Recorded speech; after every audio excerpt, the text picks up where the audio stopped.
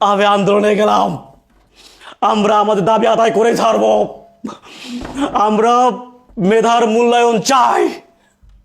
ভালো থেকো তুমি। ওই সাবরিনা, তোমারে আমি কতবার বলেছি আমার target next BCS, not this BCS. প্রমাণ পেয়েছো তুমি? আমি আমি গত বিসিএস পরীক্ষাগুলোতে কেন পাশ করতে পারি নাই, আমি গত বিসিএস পরীক্ষায় কেন ফেল করেছি, প্রমাণ পেয়েছো তুমি? দেশের খবর রাখো।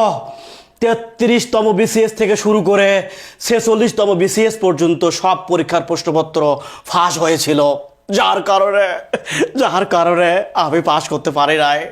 আমার মেধার মূল্যায়ন হয় নাই, আমি ফেল করেছি। আমার মতো শত শত মেধাবী স্টুডেন্ট ফেল করেছে।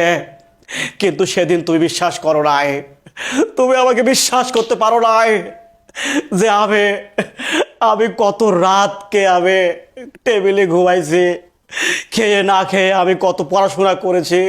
আমার এই টেবিল সাক্ষী, আমার এই কলম সাক্ষী। কত টর্চার করেছি আমি কলমটার উপরে, কত টর্চার করেছি আমি ওই চেয়ার টেবিলটার উপরে। আমাকে বারবার বলতো মেরু বিছানায় গিয়ে ঘুমা, আমি টেবিলে ঘুমাইতাম। আমি পাস করতে পারি নাই। তুমি হয়তো ভাবছো আমি নেক্সট পরীক্ষায় পারবো না, পারবো।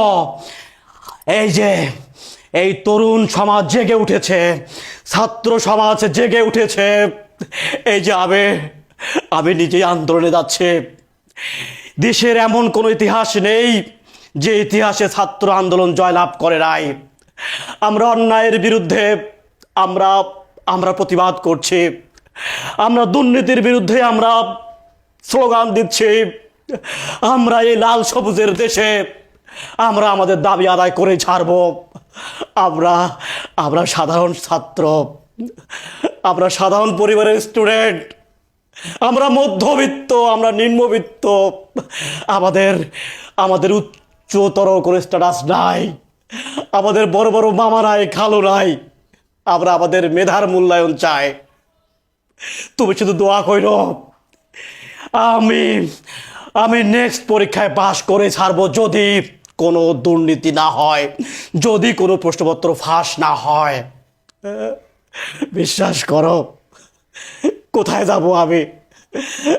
আমার তো কোনো কোটাও নাই, আমার এমন কোনো কোটাও নাই যে আমি সেই কোটার ভিত্তিতে চাকরি পাবো। আমি স্যালুট জানাচ্ছি, আমি শ্রদ্ধা রেখেই বলছি আমাদের মেধার মূল্যায়ন করা হোক। আমরা আর কিচ্ছু চাই না। কোথায় যাব? একজন সামান্য ড্রাইভার, আবেদ চাচা একজন ড্রাইভার, গাড়ির ড্রাইভার। হায়ার লেভেলের যদি কেউ প্রশ্নপত্র ফাঁস করতো মানতাম যে বস লেভেলের কেউ পাবলিক ফাঁস করছে, কিন্তু না, ফাঁস করছে কে কে আবেদ চাচা ড্রাইভার। সে আবার বলে কি যে সেই টাকা দিয়ে রাখি, সে মানে প্রশ্নপত্রের সেই টাকা দিয়ে সে নাকি মানুষকে সাহায্য করছে, গরিব মানুষকে হেল্প করছে। মানে আমার না মাথা উলাই গেছে, আমি আসলে কোন কথা মানে কি বললো এটা। আবার আরেকটা নিউজ দেখলাম, রেলওয়ের পরীক্ষা, সেখানে প্রশ্নপত্র ফাঁস হয়েছে 2 কোটি টাকার বিনিময়ে। বিশ্বাস করো তুমি?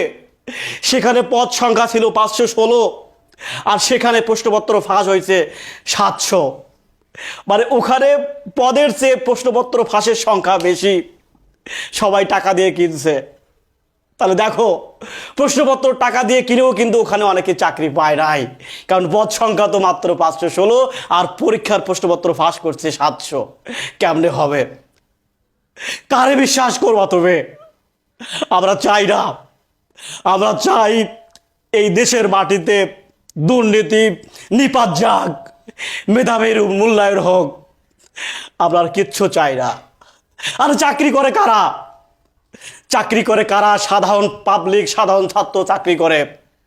যারা বড় লোক, যাদের বাড়ি আছে, টাকা আছে, পয়সা আছে, তারা কখনো এই চাকরির জন্য এত মাথা খাটায় না, কারণ তাদের ব্যবসা আছে, তাদের অনেক কিছু আছে।